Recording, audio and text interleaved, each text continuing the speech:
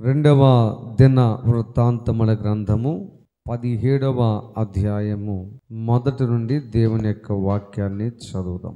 ప్రభునందు ప్రియమైన దేవుని బిడ్డలారా, ఇక్కడ యెహోషాపాతు అనేటువంటి ఒక రాజు మనకి కనబడుతున్నాడు. ఇశ్రాయేలీయులు, యూదులు దావీదు గారి కాలంలో ఒకే రాజ్యముగా ఉన్నారు. బాగా అర్థం చేసుకోవాలి మీరు. దావీదు గారు బ్రతికున్నంత కాలము దావీదు గారి కంటే మొదటి రాజు ఎవరు? సౌలు. సౌలు గారు తర్వాత దావీదు రాజయ్యాడు. దావీదు తర్వాత సొలొమోను రాజయ్యాడు. ఈ ముగ్గురు రాజుల కాలములో యూదులు, ఇశ్రాయేలీయులు ఒకటిగానే ఉన్నారు, ఒకే రాజ్యంగా ఉన్నారు. హల్లెలూయా. సొలొమోను తర్వాత సొలొమోను కుమారుడైన రెహబాము కాలంలో 12 గోత్రాలు కలిపి ఒకే రాజ్యంగా ఉన్న రాజ్యము 2 భాగాలు అయిపోయింది. హల్లెలూయా. ఆ 2 భాగాల్లో 2 గోత్రాలు ఒకవైపుకి వచ్చినాయి, 9 గోత్రాలు ఒక ప్రక్కకి వెళ్ళిపోయినాయి. ఒక గోత్రమేమో 2 గోత్రాలకు యాజకత్వం చేసేటువంటి గోత్రంగా ప్రత్యేకపరచబడింది. హల్లెలూయా. సరే, ఇక ఇప్పుడు వాక్య భాగంలోకి వస్తే ఇశ్రాయేలీయులనేమో అహాబు అనే రాజు పరిపాలన చేస్తున్నాడు, యూదులనేమో యెహోషాపాతు అనే రాజు పరిపాలన చేస్తున్నాడు. అయితే మొత్తానికి యూదులను పరిపాలన చేయడానికి దేవునిచే ఏర్పాటు చేయబడినటువంటి రాజైన యెహోషాపాతు బహుగా దీవించబడ్డాడు. ఇప్పుడు మీలో ఎవరైనా మీకు తెలిసైనా తెలియకపోయినైనా, లేదా కాన్సెన్స్లో ఉండి కానీ అన్కాన్సెన్స్లో ఉండి కానీ ఖచ్చితంగా మీరు దేవుణ్ణి అడిగేది ఏంటంటే దీవించండి, ఆశీర్వదించండి అనే మాటలే ఎక్కువ అడుగుతూ ఉంటాం. హల్లెలూయా. కానీ అది అంత ప్రాముఖ్యమైందని నేను అనుకోవడం లేదు. దానికంటే చాలా ప్రాముఖ్యమైన విషయాలు ఉన్నాయి. అయితే వాటి గురించి నేను ఇప్పుడు చెప్పాలని అనుకోవడం లేదు. కానీ మొత్తానికి ప్రతి మనిషి ఆశించినట్టుగా ఆ ఉన్నతమైన జీవితం కానీ, ఆశీర్వాదం కానీ, దీవెన కానీ నీకు కలగాలంటే యెహోషాపాతు అనుసరించిన విధానాన్ని మీరు కూడా అనుసరించినట్లయితే మీకు కూడా అది పాజిబులే అవుతుంది. స్తోత్రం చెప్పండి గట్టిగా. ఖచ్చితంగా నీకు కూడా సాధ్యమవుతుంది. దానికి దేవుడు ఒక మాట అన్నాడు. ఏమిటో తెలుసా? ఏలియా మీ వంటి ఒక మనుష్యుడే. ఆయన ప్రార్థన ఆలకించి నేను కార్యం చేసినప్పుడు మీరు కూడా ఏలియా లాంటి వాళ్ళే నాకు సమానమే, కాబట్టి మీకు కూడా మీ ప్రార్థన ఆలకించి కార్యం చేస్తానని స్వయంగా దేవుడే చెప్పాడు. హల్లెలూయా, హల్లెలూయా. అందుకంటాను, మీరు వాక్యాన్ని మీరు నమ్మండి, దేవుణ్ణి మీరు నమ్మండి. అంటే వాక్యాన్ని నమ్మండి, వాక్యమే దేవుడు కాబట్టి వాక్యం లేదుందో అది మీరు నమ్మండి. ఖచ్చితంగా మీకు కూడా బైబిల్ గ్రంథంలో భక్తులకు సాధ్యమైంది మీకు కూడా సాధ్యమవుతుంది. నమ్మినోళ్ళు స్తోత్రం చెప్పండి. హల్లెలూయా. ఇక్కడ యెహోషాపాతు యొక్క దీవెన ఎలా ఉందో ఒక్కసారి చూద్దాం. 2వ దినవృత్తాంతాల గ్రంథం 17వ అధ్యాయము 5వ వచనములో, కాబట్టి యెహోవా అతని చేత రాజ్యమును స్థిరపరిచెను, యూదా వారందరూ యెహోషాపాతుకి పన్ను ఇచ్చే వాళ్ళగా మారిపోయారు. అతనికి ఐశ్వర్యము, ఘనత మెండుగా వచ్చను. హల్లెలూయా. ఘనత వచ్చింది, ఐశ్వర్యం కూడా వచ్చింది. ఎలా వచ్చింది? మెండుగా వచ్చిందంట. రాజ్యము కూడా స్థిరమైపోయింది, సంఘము స్థిరమైపోతుంది, కుటుంబము స్థిరమైపోతుంది, ఫైనాన్షియల్గా స్ట్రాంగ్ అయిపోయింది, అంతే, స్థిరపరచబడిద్ది అంతే. హల్లెలూయా. యెహోషాపాతుకు అలా జరిగింది. యూదులందరూ యెహోషాపాతుకు పన్నిచ్చే వాళ్ళుగా మారారు. అందుకే పాట పాడాం. అది యెషయా గ్రంథం 60వ అధ్యాయంలో ఉంటుంది అన్నమాట. జనముల ఐశ్వర్యము నీ యొద్దకు వచ్చును. హల్లెలూయా. నువ్వు ఒక వ్యాపారం పెట్టు, ఉద్యోగం చెయ్యి, సంఘాన్ని నడిపించు, ఏదైనా చెయ్యి, జనముల ఐశ్వర్యము పలు దిక్కుల నుంచి నీ దగ్గరకు వచ్చేటట్లు దేవుడు చేస్తాడు. హల్లెలూయా. అలాగే ఇంకా ఎలా ఆశీర్వదించబడ్డాడు ఆయన?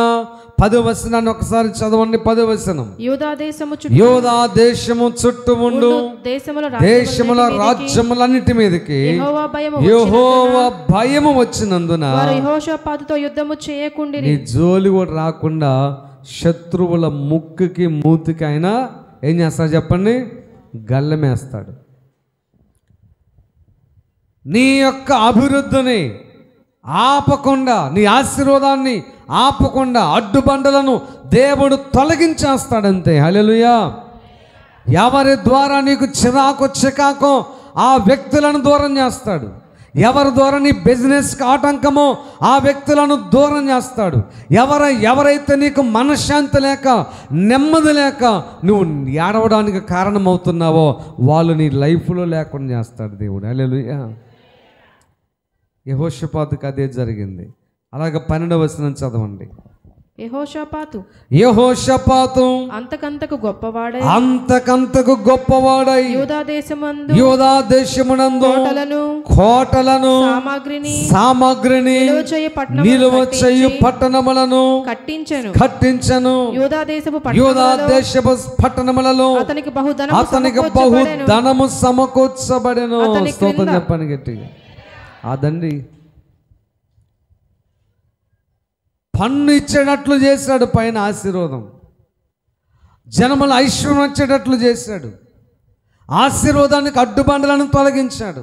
ఇప్పుడేమో ఏమంటున్నాడు? గొప్ప గొప్ప పట్టణాలు కట్టించుకోవడానికి దేవుడు సామర్థ్యాన్ని, బలాన్ని యెహోషాపాతుకి ఇచ్చాడు. స్తోత్రం చెప్పండి గట్టిగా. గొప్ప గొప్ప పట్టణాలు కట్టుకున్నాడు ఆయన. అడ్రోడ్డు పోతే ఆడొక ఇల్లు ఉండాలి నీకు. హల్లెలూయా. అద్దెకి పోతే అక్కడ ఒక ఇల్లు ఉండాలి. అంటే ఏ ఇల్లు? సెకండ్ సెటప్ కాదు. ఏ ఇల్లు చెప్పండి? దేవుడు నిన్ను ఆశీర్వదించడం వల్ల స్థలాలు కొని ఇల్లులు కట్టి అద్దెలకిచ్చు, లేకపోతే సంథింగ్ అలాగ నీకు దేవుని ఆశీర్వాదము రావాలా. హల్లెలూయా. నువ్వు ఎక్కడికి పోతే అక్కడ నీకంటూ ఒక ఆస్తి ఉండేటట్లు చేస్తాడు ఆయన. పొలాలు స్థలాలను కొనేటట్లుగా దేవుడు నిన్ను బలపరుస్తాడు.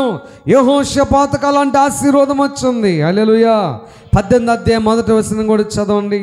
18 అతనికి ఐశ్వర్యమును ఘనతయు అధికముగా కలిగెను. స్తోత్రం చెప్పండి ఒకసారి. ఇవన్నీ నీకు కలగాలనే దేవుని యొక్క ఉద్దేశం. నమ్మినలు స్తోత్రం చెప్పండి. అది ఎలా కలుగుతుందో నేను చెప్తాను. ఇప్పుడు ఆశీర్వాదం ఎలా వచ్చిందో చూశారు. ఎలాంటి ఆశీర్వాదం ఉంది? మొదటిగా ఆయన స్థిరపరచబడ్డాడు. తర్వాత అతనికి పన్నిచ్చేటట్లు దేవుడు చేశాడు. అంటే మనుషుల జనముల ఐశ్వర్యం నీ యొద్దకు వచ్చేటట్లు చేశాడు. ఆ తర్వాత అతనికి ఐశ్వర్యము ఘనత సమృద్ధిగా కలిగింది. ఆ తర్వాత ఆటంకాలను దూరం చేశాడు. తర్వాత ఎక్కడికి పోతే అక్కడ పట్టణాలను, బంగారాన్ని నిల్వ చేసే పట్టణాలు, ధాన్యాన్ని నిల్వ చేసే గోడమ్స్, స్పెషల్ గెస్ట్ హౌస్లు అవన్నీ కూడా ఈ యొక్క యెహోషాపాతు కట్టించుకున్నాడు. హల్లెలూయా. అంతేకాదు బహు ధనము సమకూర్చబడింది ఆయనకి. 18వ అధ్యాయం 1వ వచనములో ఘనత ఎలా కలిగిందంట? అధికము. అధికం అంటే దానికి ఏమైనా కొలత ఉందా రామయ్య? కొలత ఏమైనా ఉందా? అధికం అంటే లేదు. అలాగ నీకు కలగాలని దేవుడు ఇష్టపడుతున్నాడు. నమ్మినలు స్తోత్రం చెప్పండి. యెహోషాపాతు దేవుడు నీ దేవుడు ఒకటే. హల్లెలూయా. యెహోషాపాతు ఆరాధన చేసే దేవుడు, నేను ఆరాధన చేసే దేవుడు ఒకటే. యెహోషాపాతు ఎలాగ ఘనత ఐశ్వర్యము అధికంగా కలిగిందో నీకు కూడా ఆ రీతిగా కలుగుతుంది.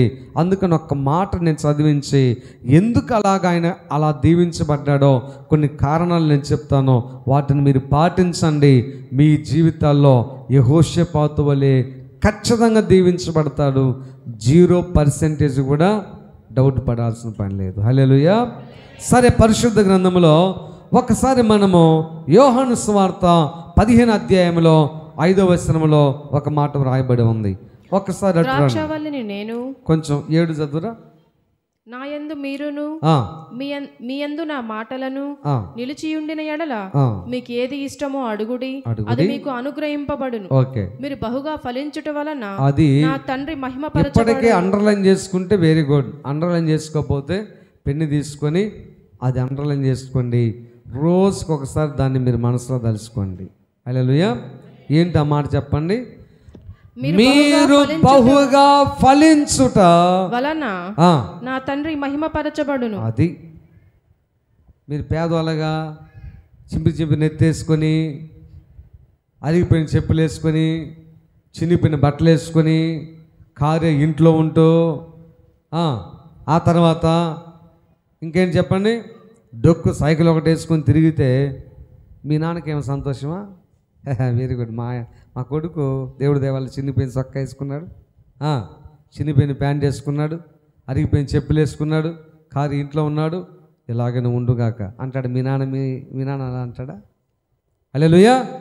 మన పరమ తండ్రి ఒక మాట అన్నాడు, మనుష్యుడా, నీవు నీ కుమారుడు రొట్టె అడిగితే రాతిని ఇస్తావా? పాము అడిగితే ఏంటది, చేపను అడిగితే పాము ఇస్తావా? ఆఫ్టర్ ఆల్ మనుషులైన మీరే మీ పిల్లలు అడిగింది మీరు ఖచ్చితంగా ఇస్తారు, శ్రేష్టమని ఇవ్వడానికి ఇష్టపడతారు. మరి నేను మీకంటే శ్రేష్టమైన వ్యక్తిని కదా. మనుషులకి అలా ఉంటే నాకు నా బిడ్డలకు ఏమి ఇవ్వాలని ఆలోచన ఉంటుంది. బహు శ్రేష్టమైన ఫలాలు ఇస్తానని చెప్పాడు ఆయన. హల్లెలూయా, హల్లెలూయా. కాబట్టి ప్రియమైనటువంటి దేవుని సంగమా, జ్ఞాపకం చేసుకునండి, యెహోషాపాతు శ్రేష్టమైన ఐశ్వర్యము, ఘనత, సమృద్ధి అధికముగా వచ్చింది. అలాగ నీకు కలగాలంటే యెహోషాపాతు ఆచరించిన విధానాలు నేను మీకు తెలియజేస్తాను, మీరు జాగ్రత్తగా వినండి. మొదటిగా 2వ దినవృత్తాంతాల గ్రంథం 17వ అధ్యాయము 3వ వచనాన్ని ఒకసారి చదువుదాం. హల్లెలూయా. మొట్టమొదటిగా యెహోషాపాతు తండ్రి, అంటే యెహోషాపాతు తండ్రి వాస్తవానికి దావీదు కాదు, యూదులకు ప్రారంభకుడు దావీదు కాబట్టి రాజ్యాన్ని పరిపాలన చేయడంలో యూదులందరూ కూడా దావీదుని తండ్రిగా భావిస్తారు. అందుకనే దావీదు అనుసరించిన యెహోషాపాతుకు తండ్రిగా, ఆత్మీయ తండ్రిగా ఉన్నటువంటి దావీదు అనుసరించినటువంటి విధానమును అనుసరించను. స్తోత్రం చెప్పండి గట్టిగా. హల్లెలూయా. ఇక్కడ చాలామంది చేస్తున్న తప్పదే. దావీదు అనుసరించిన విధానాన్ని ఆయన ఆత్మీయ కుమారుడైన యెహోషాపాతు అనుసరించాడు.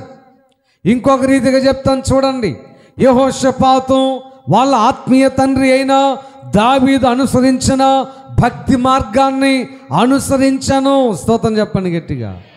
కానీ మీకు ఎంత చెప్పినా మీ ఆత్మీయ తండ్రిగా ఉన్న మా నాన్న మాటను అనుసరించలేదు. ఆఫ్టర్ ఆల్ చిన్నవాన్నైనా నేను చెప్పిన మాట కూడా మీరు అనుసరించరు. హల్లెలూయా. నేను చెప్పేదానికంటే కూడా ఏ పిల్లకోడు చెప్పింది ఎక్కువ నమ్ముతావు నీవు. నేను చెప్పిన దానికంటే కూడా వాడికి బతకడం చేతగాక ఒక చిలకను తీసుకొని ఇల్లు తిరిగి అడిగి 10 రూపాయలు నీ చేత తీసుకొని ఆ చిలక ద్వారా ఏదో ఒక కార్డు పీకి ఆ కార్డులో ఉన్నది చదివి, ఆ కార్డులో ఉన్నది ఎంతమంది గుర్తించిందండి? ఆ కార్డులో ఉన్నటువంటి చదివి నీ భవిష్యత్తులో ఉండబోతుంది, నీకు ఈ దరిద్రం ఉంది, ఇది పోవాలంటే అది చెయ్యి అంటే అది నమ్ముతావు నువ్వు. హల్లెలూయా. అంతేకాకుండా మీరు ఈ దిక్కు బాగూడదని ఎవరని చెబితే ఆ దిక్కు బారు. ఈ పక్క నక్షత్రం ఉందంటే ఆ నక్షత్రాన్ని ఎవరో చెప్పినటువంటి అనాగరికులు, చదువులేని వాళ్ళు చెప్పిన మాట ఫాలో అవుతావు. మీ ఆత్మీయ తండ్రిగా నేను చెప్పిన మాట మీరు ఫాలో అవ్వరు. హల్లెలూయా. ఖచ్చితంగా ఫాలో అవ్వరు.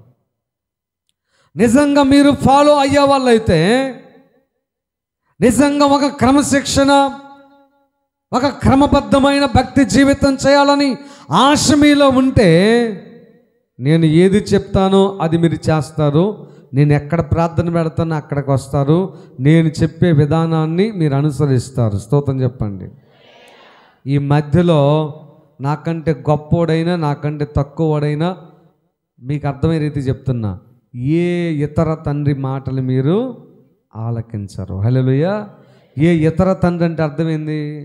ఇతర పాస్టర్లు, ఇతరమైనటువంటి నాయకులు ఎవరైనా సరే. ఇప్పుడు ఉదాహరణ, ఆయన చెప్పేది బైబిల్లోదే, నేను చెప్పేది కూడా బైబిల్లోదే.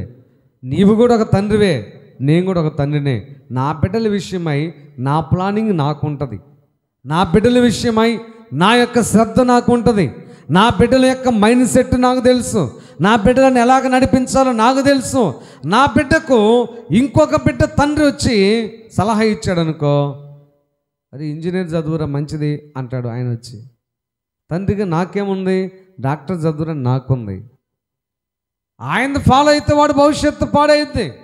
ఆయన కూడా తండ్రే, ఆయన కూడా జుట్టు ఉంది, ఆయనకు 2 కాళ్ళు చేతులు ఉన్నాయి, ఆయన కూడా అందలాగానే ఉద్యోగము ఏదో ఒకటి చేసి పిల్లల్ని పోషిస్తున్నాడు. అంత మాత్రం తండ్రి ఎప్పటికీ కాడు. హల్లెలూయా, హల్లెలూయా. రాత్రి చెప్పాను, అస్థిరత, స్థిరము లేనటువంటి ఆ జీవన విధానం, స్థిరము లేనటువంటి భక్తి. కొంతమంది ఇంకొకటి ఏం చేస్తారు తెలుసా? ఇక్కడ నేను ఇంత సేవకులు ఉన్నాక, చిన్న ఉన్నా పెద్ద ఉన్నాగా, కష్టం వస్తే నా కాడకు రండి, బాధ వస్తే నా కాడకు రండి, దర్శనాలు వస్తే నా కాడకు రండి, ఇబ్బంది కలిగింది నా కాడకు రండి, దయ్యాలు దాడి చేసినా నా దగ్గరికి రండి. మీలో మీరు అడుక్కుంటారో, తెలియని ఏదో వాళ్ళు సలహా ఇస్తారో, మీరు అది చేస్తారు. పడే దేవుడి మీద, మళ్ళీ అది దేవుడి మీద పడతారు, నా మీద పడతారు. మీరు ఎవరిని ఫాలో అవుతున్నారు? మళ్ళీ మధ్యలో ఉన్న విశ్వాసులను ఫాలో అవుతున్నారు. మధ్యలో ఎవరో ఒక పెద్ద ఆమె ఉంది, లేకపోతే ఒక పెద్ద ఆయన ఉన్నాడు, వీళ్ళు కూడా ఎప్పటి నుంచో మందిరానికి పోతున్నారు కదా అన్న ఆలోచనతో వాళ్ళని ఫాలో అవుతుంటారు. ఎప్పటికీ మీకు అది శ్రేయస్సు కాదు. ఒక సహోదరుడు బాప్తిసం పొందడానికి నా దగ్గరికి వచ్చాడు. నేనేమో బాప్తిసం తీసుకోయ్యా, దేవుడు నేను స్వస్థపరిచాడు, 3 రోజులు ఉపవాసం ఉండి నీ పాపాలు ఒప్పుకొని బాప్తిసం తీసుకో అన్నాను. సరే అన్నాడు నాతో. మళ్ళీ అప్పుడు కొంతమంది మందిరంలో ఉండి ప్రార్థన చేసుకుంటున్నారు. ఇప్పుడు అదంతా తీసేసి మిమ్మల్ని సోమరులను చేశాను. అప్పుడు అలా లేదు. నేను వచ్చిన క్రొత్తలో బాప్తిసం కావాలంటే 3 రోజులు మందిరంలో ఉండాలి. ఏదో ఒక టైంలో ఇంటికి పోవచ్చు, కానీ 3 రోజుల మందిరం నుండి ఇక్కడే ప్రార్థన చేసుకుంటూ ఉపవాసం ఉండాలి. అలా చేశాను ప్రారంభంలో. అప్పుడు మళ్ళీ వచ్చి ఏందయ్యా అన్నా, మరి ఒక ఆమె ఇట్ట అంటుంది అన్నాడు. ఏమన్నా? మరి ఇప్పుడే నీకు బాప్తిసం వద్దు, అదట్ట ఇదట్ట అని ఏదో చెప్పింది, నా మీద కూడా చెప్పిందంట. ఎవరు?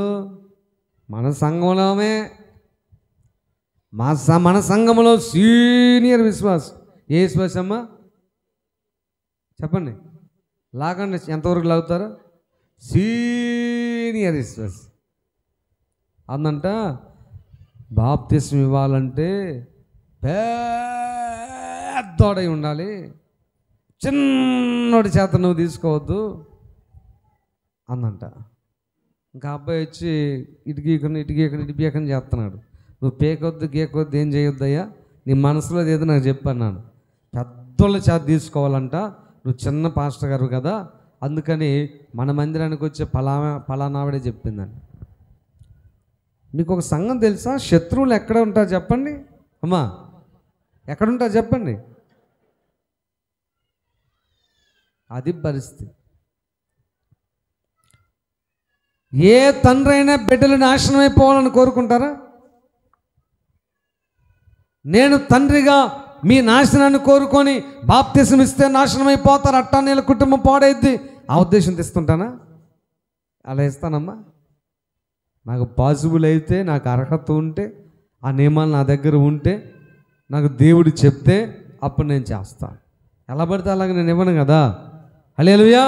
ఇదంతా ప్రక్కన పెట్టి ఆ మాటకి అతను ఏం చేశాడంటే వెనక్కి తగ్గాడు. నేను అన్నాను, నాకు అభ్యంతరమే లేదయ్యా, నీ ఇష్టం, ప్రార్థన చేసుకో, నీకు నడిపింపుంటే తీసుకో, లేకపోతే ఆమె చెప్పినట్టు నువ్వు. కానీ నష్టం వస్తే నన్ను అడగొద్దు. నష్టం వస్తే అడిగేది ఎవరిని? మళ్ళీ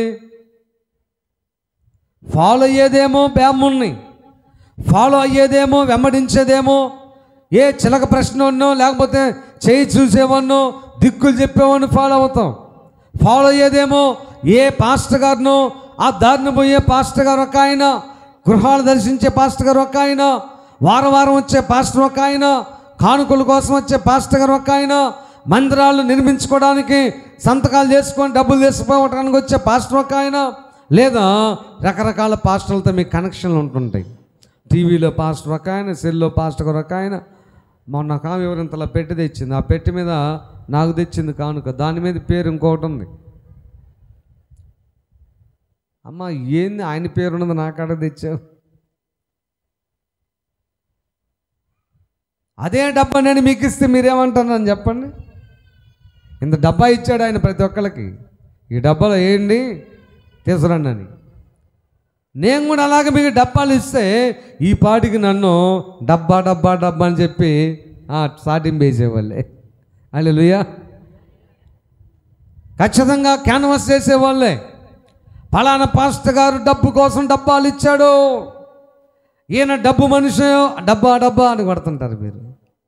కానీ ఆయన డబ్బాలు ఇస్తే భక్తుడు డబ్బాలు ఇచ్చాడు, పెద్దవాడు డబ్బాలు ఇచ్చాడు, టెంపుల్ నుంచి డబ్బా వచ్చింది. ఎక్కడి నుంచి వచ్చిందంట? ఏ టెంపుల్ అది? అంతేనండి, ఇది ఒక మైండ్ సెట్ మనుషులకి అంతే. మీ నాన్న ఎంత చెప్పి నువ్వు వినవు రామయ్య, పక్కన వాళ్ళు చెప్తా నిజమే. ఎందుకుంటుంది? మీ నాన్నకంటే ఎక్కువ శ్రద్ధ ఎవరికి ఉంటుంది నీ మీద? హల్లెలూయా. కానీ దావీదు తండ్రిగా యెహోషాపాతుకున్నాడు. యెహోషాపాతు దావీదు అనుసరించిన భక్తి విధానం, దావీదు వలె స్తుతించడం, దావీదు వలె ఉపవాసం ఉండడం, దావీదు వలె కన్నీటి ప్రార్థన చేయడం. దావీదు ఎలా ప్రార్థన చేశాడండి? రాత్రుల్లో నేను ప్రార్థించుచున్నప్పుడు నా పడక నా కన్నీళ్లతో, అంత ప్రార్థన చేశాడు ఆయన. హల్లెలూయా. అది అలంకార వర్డ్. వాస్తవానికి అన్ని కన్నీళ్ళు మనలో నుంచి వస్తాయా? పడకొట్టకపోయి అన్నీ. అంటే దాని అర్థం ఏంటంటే, నిన్ను నేను ఆకాశం అంత ప్రేమిస్తున్నాను అంటే ఆకాశం తీసుకొచ్చిస్తాడా? దాని అర్థం ఏంటంటే అంత ప్రేమ. అలంకార వర్డ్ అంటారు, అలంకార పదాలు అంటారు అవి. అంటే అంతగా ఏడ్చాడు ఆయన.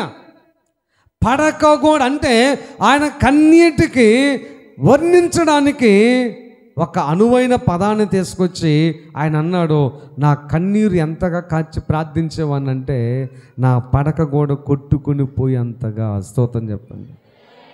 మరి దావీదు వలె యెహోషాపాతు కన్నీటి ప్రార్థన చేశాడు.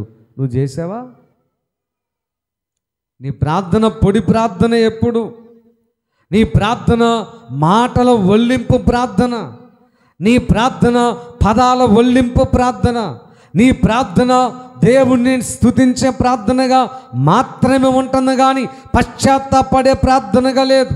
నీ ప్రార్థన దేవుని ద్వారా ఆశీర్వాదాన్ని పొందుకోవడానికి అడుక్కునే ప్రార్థనగానే ఉంటుంది, కానీ నీవు పశ్చాత్తాపడి నీ లోపాన్ని, నీ పాపాన్ని, నీ యొక్క పొరపాట్లను దిద్దుకునే ఆ పశ్చాత్తాప ప్రార్థన లేదు.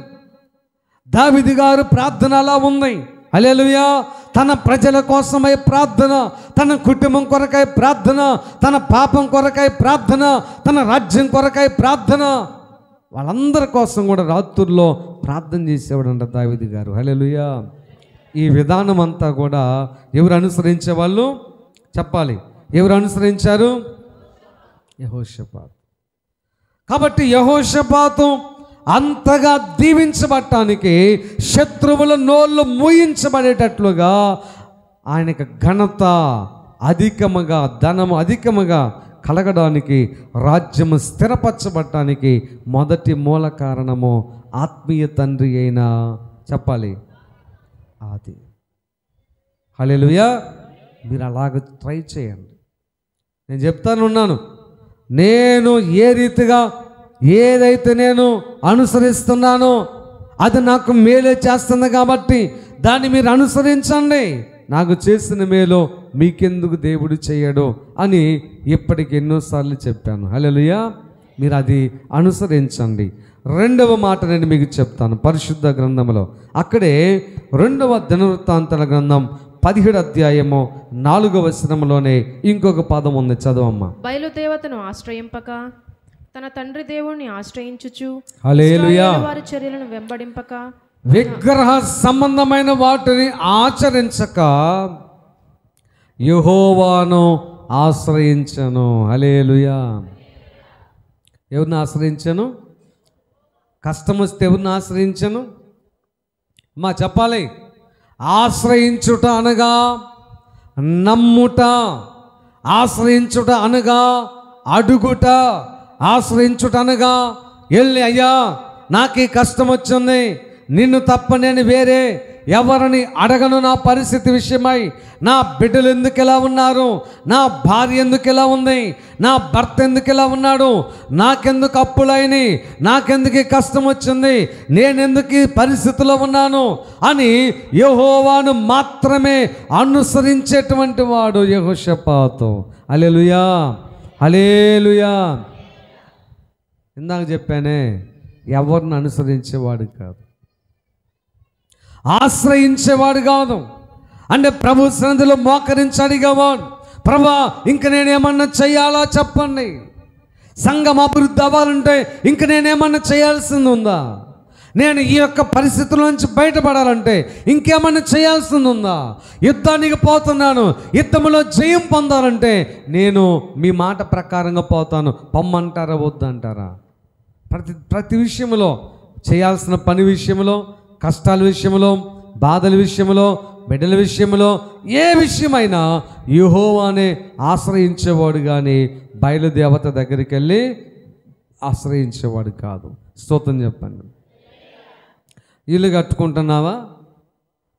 9 రకాల ధాన్యములు, తర్వాత నవధాన్యములు, ఇంకేమేస్తారు చెప్పండి, నాకు తెలియదు. మా చెప్పండి, చెప్పరేంటి? బంగారపు, కొంచెం బంగారము, నవధాన్యములు, 3 స్త్రీల 5 పతివ్రతల, ఎంతమంది? 5గురమ్మా. 5 పతివ్రత శిరోమణుల చేత 5 బిందెలను మోపించి గుంట చుట్టూ తిప్పి జారి గుంతలో పెడితే తేడా వచ్చిందని మళ్ళీ కాపాడుతూ వాళ్ళని. ఏంటమ్మా ఇదంతా? అది కూడా మంచి రోజు. ఏ రోజు చెప్పండి? ఏ రోజు? నన్ను కూడా అంటారు, పాస్టర్ గారు కొంచెం మంచి రోజు చూసి ప్రార్థన పెట్టాను. సరే, మంచి రోజు చూసి నేను పెడతాలే. రోమపత్రిక 14వ అధ్యాయము ఒక మాట ఉంది. 14వ అధ్యాయం, రోమపత్రిక 14వ అధ్యాయంలో ఏ రోజు మంచిదండి? ఎన్నిసార్లు చెప్పాలి మీకు? 5వ వచనం, ఒకడు ఒక దినము కంటే మరి ఒక దినము మంచి దినమని ఎంచుచున్నాడు, మరి ఒకడు ప్రతిదినము మంచిదిగానే భావిస్తున్నాడు. ప్రతివాడు తన మట్టుకు తానే తన మనసులో రూఢిపడుచుకొనవలెను. నీకు నీవే అనుకో, ఏది మంచిదో నీ మనసులోనే రూఢి చేసుకో, లేదా పాస్టర్ గారి దగ్గరకు వచ్చి అడుగు. దినమును లక్ష్య పెట్టువాడు ప్రభు కోసమే లక్ష్య పెట్టుచున్నాడు. చాలు, అంతే. ఎందుకు దాని గురించి? ప్రతిరోజు మంచిదే. ఆదికాండం 1వ అధ్యాయంలోకి వస్తే నేను కరెక్ట్గా ఏ రోజు ఏం చేశాడు అనేది చెప్తే మళ్ళీ టైం అవుతుంది కాబట్టి నేను చెప్పట్లేదు. ఒకరోజేమో సూర్యుని చంద్రుని చేశాడు, అది ఆదివారం అనుకోండి ఉదాహరణ, ఆ రోజు మంచిదే. ఇంకొక రోజు పందితో పాటు ఉన్న జంతువులు చేశాడు మంగళవారం, మరి ఆ రోజు ఏంటి? చెడ్డదేగా? ఇవన్నీ కాదండి, ప్రతిదీ మంచిదే, ప్రతిరోజు మంచి రోజే. హల్లెలూయా. ఏ విషయానికి వచ్చినా దేవుణ్ణి ఆశ్రయించు, వాక్యం ఏముందో దాన్ని ఆశ్రయించు. ప్రభు సన్నిధిలో కూర్చో, యేసు ప్రభు ఇదిగో యుద్ధానికి పొమ్మంటావా లేదా? యెహోవాను ఆశ్రయించు. ఉద్యోగము చేయమంటావా లేదా? యెహోవాను ఆశ్రయించు. ఫలానా స్థలానికి పొమ్మంటావా లేదా? యెహోవాను ఆశ్రయించు. ఈ పని చేయమంటావా లేదా? యెహోవాను ఆశ్రయించు. ప్రతి విషయంలో నీవు ఆశ్రయించవలసింది ఎవరిని చెప్పండి? యెహోవాను. స్తోత్రం చెప్పండి గట్టిగా. యెహోషాపాతు ఎందుకు అంతగా దీవించబడ్డాడంటే ఎవరిని ఆశ్రయించాడు? కీర్తనల గ్రంథము 118:8 కూడా చదవండి. కీర్తన 118:8. మనుషులను నమ్ముకొనుట కంటే యెహోవాను ఆశ్రయించుట మేలు. రాజులను నమ్ముకొనుట కంటే యెహోవాను ఆశ్రయించుట మేలు. హల్లెలూయా. మనుషులను ఆశ్రయించావా? ఒక చిన్న మాట నేను చెప్తాను, మీరు లాజిక్గా ఆలోచించేయండి. మీరు ఇల్లు కట్టేటప్పుడు ఎవడో ఒకడో వాస్తుని అనుసరించి వాడు చెప్పింది మీరు కడుతున్నారు.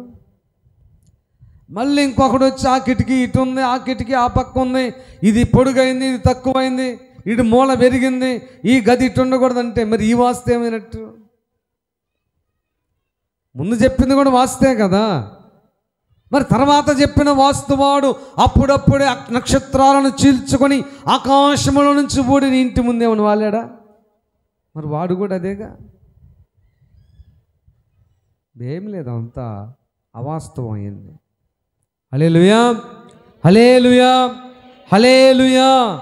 ఎవడో మాటలు విని నేను మన కుర్రోళ్ళకి చెప్పాను ఒక మాట. బుధవారం వెళ్ళి అబ్బాయి ఈ ప్లేస్ చూడండి రా అన్నాను. చూశారు. ఇక్కడ ఒక ఇల్లు ఉంది, అంతకుముందు మీకు గుర్తుందా అన్న. మాకు గుర్తులేదన్నాను, చాలాసార్లు చెప్పాను కదరా. ఇక్కడ ఇల్లు ఎవడు కట్టలేరు అని చెప్పాను. ఇప్పుడు ఒకడు కట్టడానికి చూసి ఒక 2-3 లక్షలు ఖర్చు పెట్టిండు. మళ్ళీ ఇంకొకడు వచ్చాడు, మళ్ళీ స్లాబ్ వేద్దాం, ఈ గది పెంచుదామని చెప్పి అడవుడు చేశాడు. అప్పుడు కూడా చెప్పా ఇది కట్టలేరు అన్నాను. మళ్ళీ వాడు పోయిండు, ఈ ఇంజనీర్ని తెచ్చాడు, పెద్ద పెద్ద మేస్త్రిని తెచ్చాడు, ఏదేదో చేశాడు. నేను వాళ్ళకి చెప్పలా, నాకెందుకు వచ్చిన గల నాతో వచ్చే కుర్రోళ్ళకి అక్కడ ఉన్న వాళ్ళకి చెప్పా ఇది కట్టలేరు.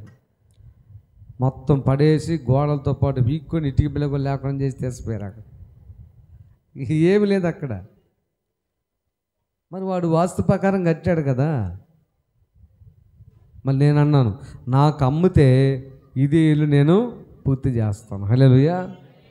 దోషం ఉంటుంది కొన్ని ఇళ్ళల్లో, దెయ్యాలు ఉంటాయి కొన్ని ఇళ్ళల్లో. వాటిని వాస్తు ఎప్పటికీ కూడా పోగొట్టలేదు. ఒక ఇల్లు ఉందండి, ఇల్లు బ్రహ్మాండం కట్టారు, ఇల్లు బాగా కట్టారు. కానీ గోడలు మామూలుగా అక్కడే ఉంటాయి, ఇక్కడే ఉంటాయి. ఆ ఇంట్లో వెళ్ళి అట్లా కూర్చుంటే గోడల్లో చిన్నగా జరిగి ఎడకొస్తాయి. నిజమే, జోక్ కాదు నేను చెప్పేది. మళ్ళీ ఇల్లు పడదు. వాళ్ళ వరకు అలాగ అనిపించి గుండెల్లో అనిపించడం అంటే నిజమే. అది కూడా ఆ ఇంట్లో ఉన్న దయ్యాలు ఆ గోడలను తీసుకొస్తున్నాయి దగ్గరికి. బెంబేలెత్తిపోయారు, గోడలు జరిగిపోతున్నాయి. ఇక రాత్రులు ఎలా పడుకోవాలి వాళ్ళు? కష్టం కదా. ఉన్నాయి తేడాలు ఉంటాయి, ఉండవని చెప్పను. కానీ అది వాస్తు వల్ల జరిగే ప్రక్రియ కానే కాదు. హల్లెలూయా, హల్లెలూయా. మీరు నిద్రించేటప్పుడు తలగడ దక్షిణ దిక్కున పెట్టి కాళ్ళు ఉత్తరం వైపు ఉత్తరపు దిక్కు వైపు పెట్టి నిద్రించిన ఎడల మీకు గాఢ నిద్ర కలుగును, ఆ తర్వాత మీకు ఆరోగ్యము కలుగును, మీ శరీరంలోనున్న ఏంటయి నిద్రపోని సొంత గాఢ నిద్ర పట్టిదేమో. సరిపోని నీకు అనారోగ్యం ఉందిగా, టాబ్లెట్ వేసుకోకుండా అటు ఇటు దక్షిణ ఉత్తరం పెట్టి నిద్రపోయింది చూడు ఎన్ని రోజులు.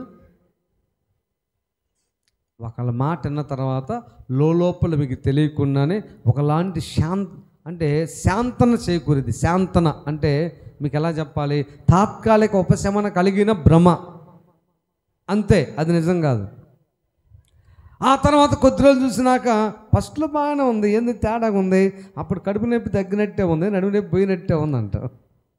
మళ్ళీ అంతలాగే టీవీలో ఇంకొకటి వస్తాడు. అలా కాదు, ఇప్పుడు వాస్తు మారిపోయినది, నీ నేముని బట్టి, నీ పేరుని బట్టి, పేరు బలమును బట్టి.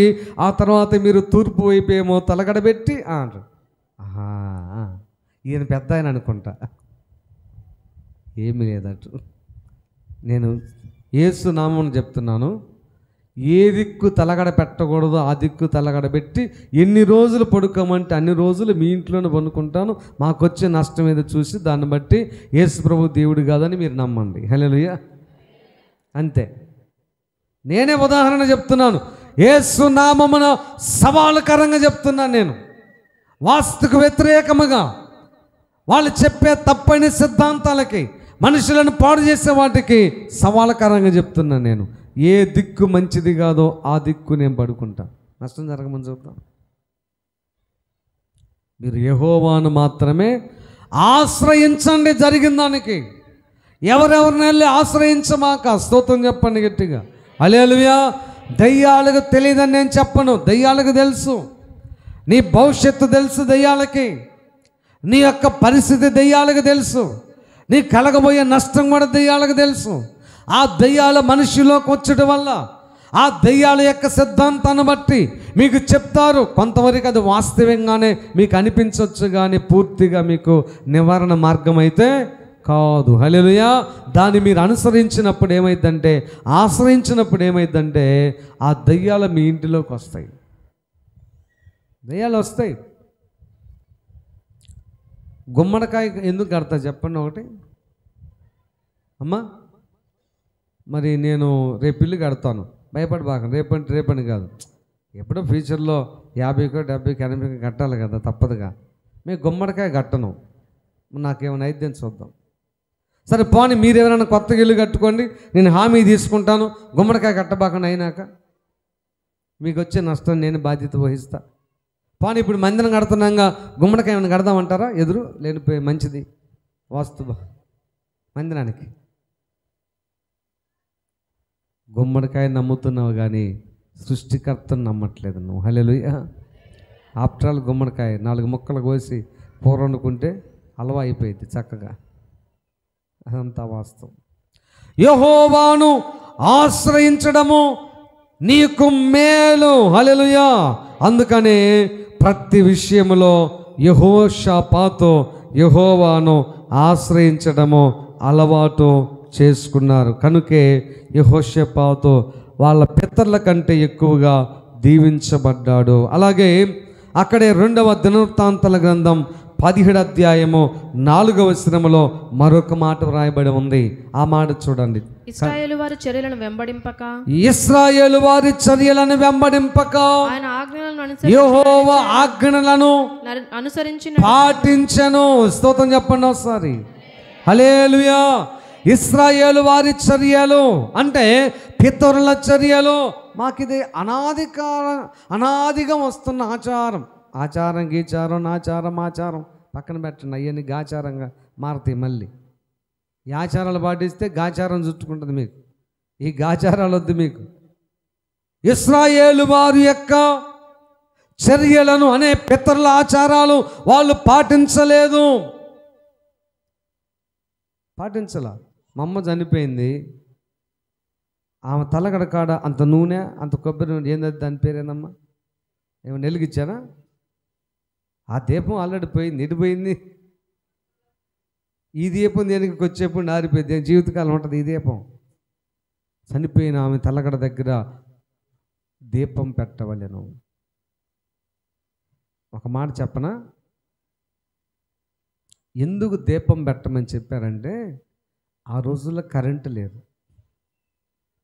చనిపోయిన మనిషి దగ్గర ఎంతోమంది వస్తా చూస్తా ఉంటారు కాబట్టి, కరెంటు లేదు కాబట్టి, అమ్మ ఒక దీపం వెలిగిస్తే అందరికి వెళ్తురు వస్తూ ఉంటుందని చెప్పారు ఆ రోజున. దాన్ని వీళ్ళు ఏం చేశారు, రాను ఆచారంగా మార్చుకొని, చనిపోయిందా అమ్మో దీపం పెట్టి ఉప్పు కట్టు. దీపం పెట్టి ఉప్పు ఎందుకు కట్టమన్నారో తెలుసా? బాడీ ఉప్పు ఏం చేస్తుందంటే చెడిపోకుండా కాపాడే లక్షణాన్ని కలిగి ఉన్నది కాబట్టి, ఆ ఉప్పు కనుక కడితే బాడీ కుళ్ళిపోకుండా తొందరగా బ్యాక్టీరియా ఉత్పన్నం కాకుండా ఉబ్బకుండా చేసే గుణం ఆ ఉప్పులో ఉంది కాబట్టి ఉప్పు కట్టమన్నారు. కానీ వీళ్ళు ఏం చేస్తున్నారు, దాన్ని ఆచారంగా మార్చుకొని ఉప్పు కట్టారా, అమ్మో ఇంకా ఉప్పు కట్టలేదా, ఇంకా ఉప్పు కట్టలేదా? నో. హల్లెలూయా. అనుసరించుట, ఆజ్ఞలు పాటించుట. ఆయన ఇశ్రాయేలు వారి యొక్క చర్యలు పాటించలేదు, కానీ దేవుని యొక్క వాక్యాన్ని పాటించను. స్తోత్రం చెప్పండి గట్టిగా. ఆజ్ఞలు పాటించు. ఒక్కొక్కటి పాటించడం స్టార్ట్ చేయి. ఒక్కసారిగా అన్ని చేయలేవా? నా దగ్గర కూర్చో, నేను ఆదివారం మీకు బోధిస్తున్నాగా, ఒక్కటి తీసుకో, ఒక్కటి పాటించు. తర్వాత రెండోది ట్రై చేయి, ఆ తర్వాత మూడోది ట్రై చేయి. ఇదేం పెద్ద కష్టమేం కాదు కదా. కాబట్టి యెహోషాపాతు అలాగ దీవించబట్టానికి కారణము, మొదటిగా ఏం చేశాడు ఆయన? తండ్రి అయిన దావీదు యొక్క మార్గమును, భక్తి మార్గమును అనుసరించను. రెండవదిగా ఈ ప్రతి విషయములో తన దేవుడైన యెహోవాను ఆశ్రయించను. ఏం చేశాడు? ఆశ్రయించను. స్తోత్రం చెప్పాలి గట్టిగా. ఆశ్రయించను. బయలుదేవతను ఆశ్రయించలేదు, విగ్రహ దేవులను ఆశ్రయించలేదు, యెహోవాను ఆశ్రయించను. మూడవదిగా యెహోషాపాతు వాళ్ళ పితరులైన ఇశ్రాయేలీయుల యొక్క ఆచారములను పాటించకుండా దేవుని ఆజ్ఞలకు ప్రాధాన్యత ఇచ్చి ఆజ్ఞలు పాటించడం ప్రారంభించాడు. స్తోత్రం చెప్పండి గట్టిగా. అలాగే 17వ అధ్యాయము 6వ వచనాన్ని ఒకసారి చదవండి. 6వ వచనం, యెహోవా మార్గముల యందు నడుచుకొనుటకు అతడు తన మనస్సును దృఢపరచుకొనిన వాడై ఉన్నత స్థలములను, దేవతా స్తంభములను తీసివేసెను. స్తోత్రం చెప్పండి గట్టిగా. హల్లెలూయా. ఏం చేశాడు ఆయన చెప్పండి? ఇప్పుడు దేవుణ్ణి ఆశ్రయించడానికి మనసును సెట్ చేసుకున్నాడు, అంతే, దృఢపరచుకున్నాడు. ఎంతమంది చెప్పినా ఇదే మందిరానికి వెళ్ళాలి, ఎంతమంది చెప్పినా ఇదిగో దేవుని సేవకుని మాట వినాలి, ఎంతమంది చెప్పినా దేవుణ్ణి కొలవాలి, ఎంతమంది చెప్పినా అడ్డంకులు సృష్టించినా నేను చేయాల్సిన పని దేవుని నిమిత్తం ఏదైతే ఉందో అదే నేను చేస్తానని చెప్పి మనస్సును దృఢపరచుకున్నాడు. హల్లెలూయా. బైబిల్లో ఒక మాట ఉంది, ఒకడు పట్టణమును పట్టుకునుట కంటే తన మనస్సును స్వాధీనపరచుకునుట గొప్ప సంగతి అన్నాడు. మనస్సును సెట్ చేసుకో. ఇతను మనస్సును సెట్ చేసుకున్నాడు. మధ్య మధ్యలో ఎంతోమంది వస్తుంటారు, ఎన్నో సలహాలు ఇస్తూ ఉంటారు. పాటించవద్దు, అది మంచిది కాదని, వాక్యానుసారం కాదని, పాపమని నీకు అనిపిస్తే పాటించబాక. అది కాదు, దేవునికి ఇష్టమైంది, దేవుని చిత్తము, అది దేవుని యొక్క ఏర్పాటు, అది వాక్యానుసారమైనటువంటి ప్రక్రియ అని నీకు తెలిసిన తర్వాత నువ్వు ఎవరు చెప్పినా వినొద్దు. స్తోత్రం చెప్పండి గట్టిగా. హల్లెలూయా. ఎవరు చెప్పినా వినకూడదు. చూడండి, మనం ఒకసారి రోమా పత్రికలోకి వచ్చినట్లయితే ఎవరు చెప్పినా నీవు వినకూడదు. ఉదాహరణ 8వ అధ్యాయంలోకి మనం వస్తే, ఎవరు చెప్తే 35వ వచనం చదవండి. 8:35. క్రీస్తు ప్రేమ నుండి మనలను ఎడబాపు వాడెవడు? బాగా వినండి. శ్రమ అయినా సరే, హింస అయినా సరే, కరువైనా సరే, బాధ అయినా సరే, వస్త్రహీనత అయినా సరే, ఉపద్రవమైనా సరే, ఖడ్గమైనా సరే, మనలను ఎడబాపునా. గురించి వ్రాయబడినదేమనగా, అయ్యా, దేవుని నీవు అనుసరించడానికి, ఆశ్రయించడానికి నీ మనసును దృఢపరచుకునే ఆ ప్రక్రియలో హింస వచ్చిన వెనకంజ వేయబాక, కత్తిని మెడ మీద పెట్టిన వెనకంజ వేయబాక. స్తోత్రం చెప్పండి గట్టిగా. వస్త్రహీనత అయినా నువ్వు వెనకంజ వేయబాక.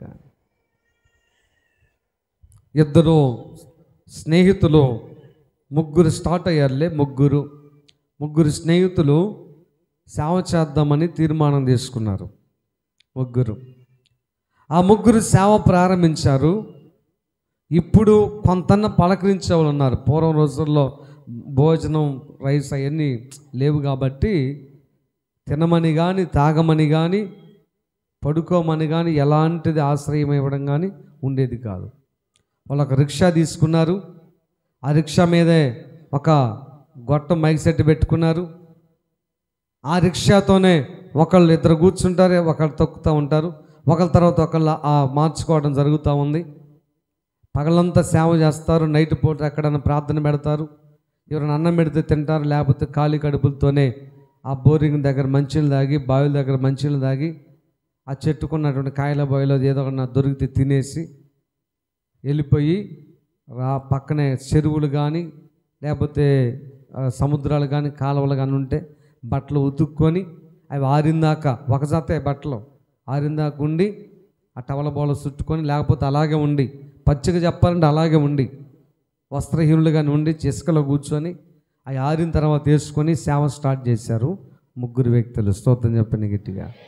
వారిలో ఒకరు చిలకలూరిపేట డేవిడ్ గారు, తెలుసా మీకు? జాన్ డేవిడ్ గారు ఒకరు. చిలకలూరుపేట ఆస్తి మొత్తాన్ని కొనగలిగినంత గొప్ప ఐశ్వర్యవంతుడయ్యాడు ఆయన. స్తోత్రం చెప్పండి. ఆయన ఆస్తి స్టిల్ చనిపోయాడు ఈ మధ్య. చిలకలూరుపేట మొత్తాన్ని నేను కొంటానన్నాడంట ఒకసారి. ఒకప్పుడు ఒక సొక్క ఒక ప్యాంటుతో సేవ స్టార్ట్ చేశారు. హల్లెలూయా, హల్లెలూయా, హల్లెలూయా. ఎందుకు ఈ మాట చెప్పాను తెలుసా? ఏమన్నాడు చివరిగా? ఆయన తన మనస్సును దేవుణ్ణి అనుసరించడానికి, దేవుణ్ణి ఆశ్రయించడానికి మనస్సును దృఢపరచుకొనెను. ఎంతకంటే ఇందాక చదివించాను రోమపత్రికలో, ఖడ్గమైన, వస్త్రహీనతైన, కరువైన, బాధైన, హింసైన దేవుణ్ణి అనుసరించడం, ఆశ్రయించడము, మనసుని నిమ్మలపరుచుకొని దేవుణ్ణే కొలవాలనుకోవడంలో నిమగ్నమయ్యారే తప్ప వీటి వైపు చూడలేదు. హల్లెలూయా. అంతగా దీవించబడ్డారు. రెండో వ్యక్తి ఐపీసీ సామ్యూయల్ గారు. మీకు తెలుసా, విజయవాడలో స్టిల్ కొన్ని వందల సంఘాలకు అధినేత ఆయన. స్తోత్రం చెప్పండి గట్టిగా. మా సొంత మామయ్య కూడా ఆయన మినిస్ట్రీలోనే ఉన్నాడు. ఇప్పటికి కూడా కొన్ని వందల వేల సంఘాలు కట్టారు. ఆయన ఆస్తి కోటాను కోట్ల ఆస్తులు ఉన్నాయి. లెక్కేయడానికి వీలు కానంత ఆస్తి ఉంది ఆయనకి. ఒక పంచ కట్టుకొని సేవ చేశారు. మూడో వ్యక్తి యాకోబు గారు, గుంటూరు యాకోబు, శారదా కాలనీలో ఉంటాడు. ఆయన కూడా మాకు బంధువు అవుతాడు, మా పాస్టర్ గారి తరపున. కాబట్టి మాకు ఏ రిలేషన్ లేదులే, జస్ట్ దూరం అంతే. ఆయన మీటింగ్ నేను ఎన్నోసార్లు వెళ్ళాను. ఆయన ఆస్తి, ఆయన కూతురికి కాలేజెస్ ఉన్నాయి, బైబిల్ కాలేజీలు, విడిగా మెడికల్ కాలేజీలు. ఆ తర్వాత ఆయనకి ఎన్నో ఉన్నాయి. ఒకసారి ఆ డబ్బు మొన్న దాన్ని పాత మనీ మార్చడం దాన్ని ఏదో అన్నారయ్యా అమ్మా. అప్పుడు కారులో డిక్కీలో డబ్బు వేసుకుని వెళ్ళి ఊరు బయట తీసుకుని తగలబెట్టారు. డబ్బు ఎక్కువైపోయి. యాకోబు గారు చాలామంది అన్నారు, ఎందుకంటే ఎవరికైనా ఇవ్వచ్చు అంటే ఇప్పుడు అంటే ఎవరికి ఇస్తాం, అది పాసిబుల్ అవ్వదని చెప్పి తగలబెట్టేశారు. హల్లెలూయా, హల్లెలూయా. ఇప్పటికి ఆయన బ్రతికే ఉన్నారు. ముగ్గురు రిక్షా తీసుకొని, ప్రియమైన దేవుని బిడ్డలారా, వస్త్రహీనతైనా, మీరు కరువైన, ఇబ్బంది అయినా, మనుషులు ఎన్ని మాట్లాడినా సరే మీరు మీ మనసును దృఢపరచుకోండి అనుసరించడానికి. ఎవరు అంటారు, మీరు యేసయ్య నమ్ముకుంటే ఏం జరిగింది అంటే అనుకోని పట్టించుకోవద్దు. నువ్వు యేసు ప్రభువుని నమ్ముకున్నావు, ఏమన్నా ఇల్లు కట్టావా? యేసు ప్రభువుని నమ్ముకున్నావు, నీకేమన్నా ఉద్యోగం వచ్చిందా? యేసు ప్రభువుని నమ్ముకున్నావు, మాకు చూడు, అయితే పోనీ, మీరు బాగుపడండి. మేము మనసును దృఢపరచుకున్నాము, మేము ఆయనను అనుసరించడము, ఆశ్రయించడానికి వెనుదిరగము. స్తోత్రం చెప్పండి గట్టిగా. హల్లెలూయా.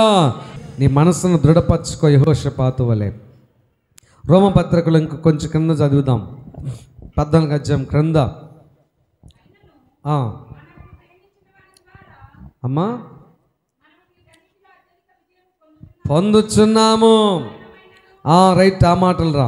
మరణమైనను, జీవమైనను, దేవదూతలైనను, ప్రధానులైనను, ఉన్నవి అయినను, రాబోవునవైనను, అధికారులైనను, ఎత్తైనను, లోతైనను, సృష్టించబడిన ఏదైనను మన ప్రభువైన యేసుక్రీస్తుని అనుసరించడానికి, ఆయనను ప్రేమించడానికి ఆటంకముగా ఉంటే వాటిని నేను అనుసరించను. స్తోత్రం చెప్పండి గట్టిగా. నీ కాడికి వస్తారు, ఇది అవసరమా, పాస్టర్ గారు వాళ్ళకి సొక్కా ప్యాంట్ పెట్టడం అవసరమా అంటారు. నువ్వు పట్టించుకోకూడదు. నువ్వు 2 సిమెంట్ కట్టలు ఇవ్వడం మందిరానికి అవసరమా అంటారు, పట్టించుకోవద్దు. ఉపవాసం ఉండటం అవసరమా అంటారు, పట్టించుకోవద్దు. పరిచయం చేయడం నీకు అవసరమా అంటారు, పట్టించుకోవద్దు. వాక్యంలో ఉంది, దేవుని దూతలు చెప్పినా కానీ మీ మనస్సును దేవుణ్ణి అనుసరించడానికి, ఆశ్రయించడానికి మనసును దృఢపరచుకోండి, కానీ దేవుని దూత ప్రత్యక్షమైన వినొద్దు. స్తోత్రం చెప్పండి గట్టిగా. వినొద్దు అంతే. నాకు పిలుపు నిశ్చయమైన తర్వాత, దేవుడు నాకు ఏదైతే చెప్తున్నాడో అది నాకు నిశ్చయం చేసుకున్న తర్వాత, మా నాన్న మాట లేదు, పాస్టర్లు 10 సంఖ్యలో చెప్పారు వినలేదు, ఆఖరికి అందరికి పెద్దవాడైన పీటర్పాల్ గారు చెప్పారు వినలేదు నేను. హల్లెలూయా. నేను వినలా. మళ్ళీ వినలేదంటే నేను వినపో అని అనలా. సరే అని చెప్పి నేను ఏదైతే అనుకున్నానో అదే చేసుకుంటూ వచ్చాను. నష్టపడలేదు, నష్టపరచలేదు దేవుడు. అది వాక్యం అనేది తెలిసిన తర్వాత, అది దేవుని ఏర్పాటని తెలిసిన తర్వాత, అది దేవుని యొక్క చిత్తమని తెలిసిన తర్వాత, అదే పరలోకానికి మార్గం అని తెలిసిన తర్వాత, ఎవరు చెప్పి నేను ఆశించిన పని లేదు. యెహోవాను ఆశ్రయించడానికి నీ మనస్సుని దృఢపరచుకొని, ఆ తర్వాత ఆయన ఏం చేశాడు తెలుసా? అక్కడ ఉన్నటువంటి యూదా దేశంలోనున్న 4వ పాయింట్, యూదా దేశంలో ఉన్నటువంటి ఉన్నత స్థలములను దేవతా స్తంభములను ఉన్నత స్థలములను తీసివేసెను. హల్లెలూయా. ఇప్పుడు చెప్పండి, మొట్టమొదటిగా యెహోషాపాతు అలాగా దీవించబట్టానికి, శత్రువులు తరిమివేయబట్టానికి, ఘనత, బలము, ధనము, స్థిరత్వం రావడానికి కారణము మొట్టమొదటిగా ఆత్మీయ తండ్రి యొక్క మార్గముల యందు చెప్పాలి అమ్మా అనుసరించాడు. రెండవది ఎలీషా చెప్పాలి, బయలుదేవతను ఆశ్రయించకుండా యెహోవాను ఆశ్రయించను. మూడవది ఇశ్రాయేలు యొక్క పితరుల ఆచారములను పాటించకుండా ఆజ్ఞలు పాటించాడు. నాలుగవది దేవుని మార్గముల యందు నడుచుకుంటూ తన మనసును దృఢపరుచుకున్నా, నేను ఇంక ఈ దేవుని నమ్ముతాను. కష్టం వచ్చినా, బాధ వచ్చినా, కట్టబడకపోయినా, ఉద్యోగం వచ్చినా, రాకపోయినా, వస్త్రహీనత అయినా, ఉపద్రవమైన, ఖడ్గమైన, చంపిన, బ్రతికిన, అలాంటి దృఢత్వం రావాలి. స్తోత్రం చెప్పండి. దానికి ఉదాహరణ ముగ్గురిని చెప్పాను. ఆ ముగ్గురు మహా గొప్ప కోటేశ్వరులు అయ్యారు. స్టిల్ వాళ్ళిద్దరు చనిపోయారు, ఒక అతను ఉన్నాడు. ముగ్గురు నాకు తెలుసు, ముగ్గురు యొక్క సంఘ పరిస్థితులు నాకు తెలుసు. అంటే పరిచయం లేదు పెద్దగా.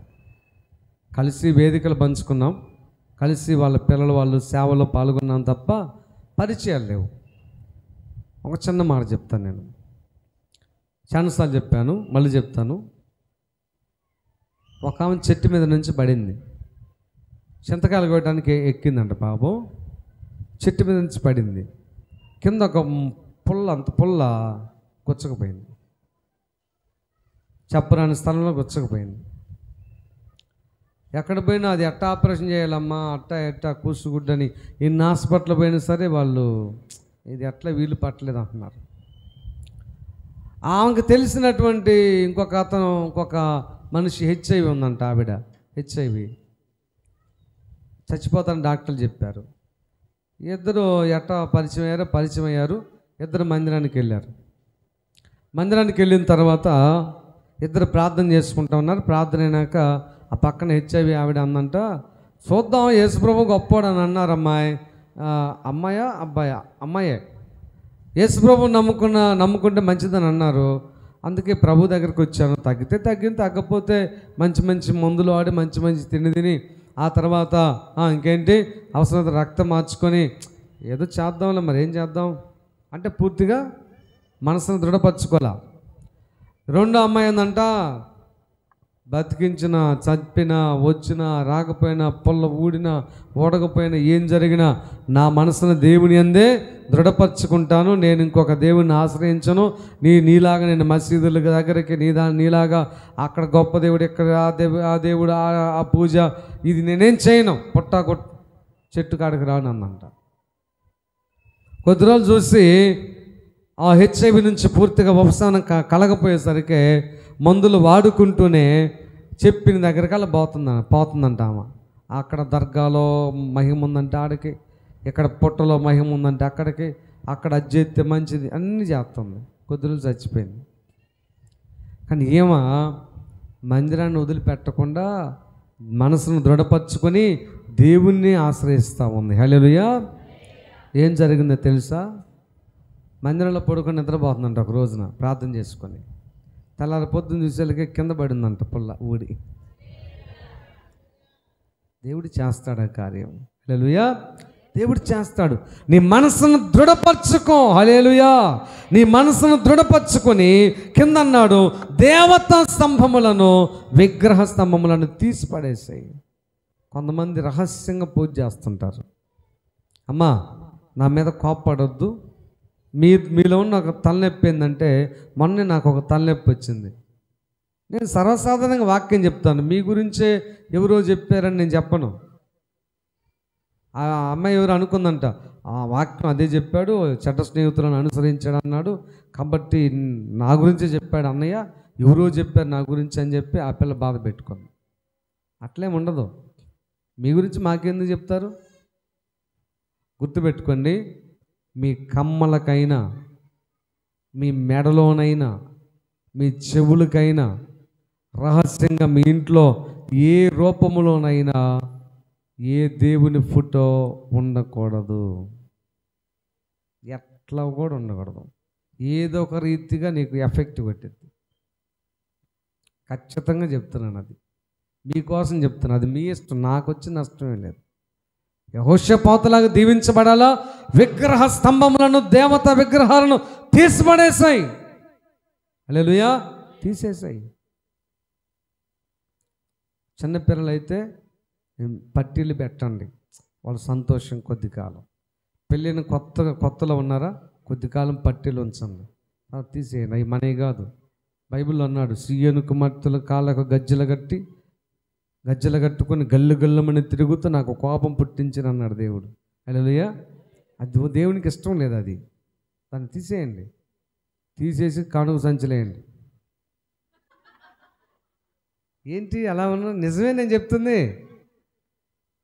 జనార్దన్ బావ, రేపు మీ ఇద్దరు కాళ్ళు వస్తారు కదా, కొద్ది రోజుల నుంచి తర్వాత కానుక సంచలేయి, తీసేసేయండి, అవి వద్దు, అవి మంచిది కాదని దేవుడు చెప్పాడు. విగ్రహ సంబంధమైనటువంటి అవి కాబట్టి యెహోషాపాతు తీసేశాడు, కాబట్టి యెహోషాపాతు ఆ రీతిగా దీవించబడ్డాడు. హల్లెలూయా, హల్లెలూయా. కాబట్టి ప్రియమైన దేవుని బిడ్డలారా, టైం అయిపోతా ఉంది. ఇంక చివరికి ఒక్క మాట నేను చెప్పి ముగించేస్తాను. 2వ దినవృత్తాంతాల గ్రంథం 17వ అధ్యాయము 7వ వచనం చదవండి. ఒక్క మాట. తన ఏలుబడి యందు 3వ సంవత్సరమున యూదా పట్టణములలో జనులకు దేవుడి వాక్యం బోధించుట కొరకై అతడు పెద్దలైన బెనహీలును, ఓబద్యానును, జకర్యానును, నెతనేలును ఇలా కొంతమందిని ఏర్పాటు చేశాను. స్తోత్రం చెప్పండి గట్టిగా. ఆయనకి ఏం తీర్మానం తీసుకున్నాడంటే, దేవుడి వాక్యము నా గ్రామములలో బోధించబడాలి, దేవుడి వాక్యము నా రాజ్యములో విస్తరించాలి, దేవుడి వాక్యము నా బిడ్డలు చదవాలి, వినాలి, దేవుడి వాక్యము నా మనవళ్ళు మనవరాళ్ళు వినాలి, చదవాలి, దేవుడి వాక్యం బోధించే పాస్టర్లు కూడా ఏర్పాటు చేయాలని కొంతమంది లేవీలలో కొంతమంది పిలిపించి, అయ్యా మీరు వాక్యం చెప్పండి, ఈ వీధికి వెళ్ళండి, తల ఒక వీధికి వెళ్ళండి, రోజుకొక ఊరు వెళ్ళండి, నా రాజ్యమంతా దేవుని స్వార్థం విస్తరించబడాలి. స్తోత్రం చెప్పండి గట్టిగా. ఒక్కసారని మీ ఇంటికాడ కుటుంబ ప్రార్థన పెట్టుకొని స్వార్థ వినిపించావా? ఒక్కసారి అన్న 4 మైకులు పెట్టి ఎప్పుడన్నా స్వార్థ వినిపించావును? కనీసం ఇళ్ళ పక్కన మీ బంధువుల్లో వాళ్ళ ఇల్లో సంఘస్థుల్లో 10 మందిని కూర్చోబెట్టి అట్టన్న స్వార్థ వినిపించావా? లేదా ఇదిగో దేవుని సువార్త వినిపించబడటానికి ఫలానా స్థలంలో ఒక మందిరం కట్టబడుతుంది, ఇదిగో ఈ మందిరం కట్టబడటానికి సువార్త వినిపించబడటానికి నా వంతుకి ఇదిగో మైకి సెట్ ఇస్తున్నాను, ఇదిగో డ్రమ్ ఇస్తున్నాను, ఇదిగో నేను కంజర్ ఇస్తున్నాను, ఇదిగో నేను డోలక్ ఇస్తున్నాను, ఇదిగో నేను అజ్జేస్తాను, ఎప్పుడన్నా అన్నావను? నేను ఒక మాట చెప్తాను చూడండి, నాకు బలంగా నమ్మకం ఉంది. నేను దేవుడి మందిరాలు కడుతున్నాను, వాళ్ళు చేస్తారా చేయరా, వచ్చే సేవకులు పెట్టిన సేవకులు నాకు వెన్నుపోటు పొడుస్తారా, నమ్మక ద్రోహం చేస్తారా, నాకు సంబంధం లేదు, అది వాళ్ళ కర్మ. నేను ఒకటి నమ్ముతాను, యెహోషాపాతు వలె దేవుని మందిరములను సువార్తను ప్రకటించడానికి వేదికలను ఏర్పాటు చేసి, సేవకులను ఏర్పాటు చేసి, యాజకులను ఏర్పాటు చేసి, నా ప్రభు సువార్త, నన్ను రక్షించిన సువార్త, పరలోక వార్త వినిపించబడాలని చెప్పి ఏర్పాటు చేస్తానే ఉంటాను. హల్లెలూయా. యెహోషాపాతు వల్ల నేను దీవించబడతానని నాకు నమ్మకం ఉంది. హల్లెలూయా. నువ్వు ఏర్పాటు చేసే ఎప్పుడన్నా ఏ కుటుంబ ప్రార్థన జరగదు మీ ఇంటికాడ, సంవత్సరానికి ఒక్కసారన్నా జరగాలి తెలుసా? ఇంటికాడ ఏదో ఒక రూపమున సంవత్సరం పొడుగున మీకు ఏం మేలు జరగలేదా? ఒకే మేలు, నీవు నీ భార్య పిల్లలు బతుకున్నారుగా మొత్తానికి, అదే మేలు. ఏదో ఒక రీతిగా సువార్త వినిపించండి. యెహోషాపాతు అంతగా దీవించబడటానికి కారణం ఇప్పుడు చెప్పండి, నేను ముగిస్తాను. ఒకటి, తన ఆత్మీయ తండ్రి యొక్క భక్తి మార్గమును అనుసరించాడు. రెండవది, విగ్రహ సంబంధమైన బయలుదేవతలను ఆశ్రయించకుండా యెహోవాను ఆశ్రయించాడు. మూడోది, ఇశ్రాయేలీయుల యొక్క చర్యలను అనుసరించకుండా యెహోవా ఆజ్ఞలకు ప్రాధాన్యత ఇచ్చాడు. స్తోత్రం చెప్పండి. నాలుగవది, దేవుని యొక్క మార్గములను అనుసరించడానికి తన మనస్సుని దృఢపరుచుకున్నాడు. అంతే, ఎంత కష్టమైనా. ఐదవది, దేవుని యొక్క వాక్యాన్ని బోధించడానికి సేవకులను సిద్ధం చేసి వాళ్ళకు పోషణ ఇచ్చి మీరు సత్య సువార్త చెప్పండి అని చెప్పి ప్రజల్లోకి సేవకులను పంపించాడు. హల్లెలూయా. సువార్త వ్యాపకములో, రక్షణ వ్యాపకములో తనదైన పాత్ర ఆయన పోషించాడు. ప్రియమైన దేవుని బిడ్డ, నాకేం పర్వాలేదు రాజునయ్య అని చెప్పి ఆయన ప్రశాంతంగా తింటూ తాగుతూ ఇంట్లో కూర్చోలేదు, కానీ దేవుని కోసం ఎంత చేయగలడో అంత చేశాడు. అందుకే దీవించబడ్డాడు. అలాగ నువ్వు చేయాలనుకున్నావా, చేస్తావా, చేయడానికి నిశ్చయం చేసుకుంటావా, ఖచ్చితంగా యెహోషాపాతు వలె నీవు కూడా దీవించబడతావు. కళ్ళు మూసుకోండి, ప్రార్థన చేద్దాం.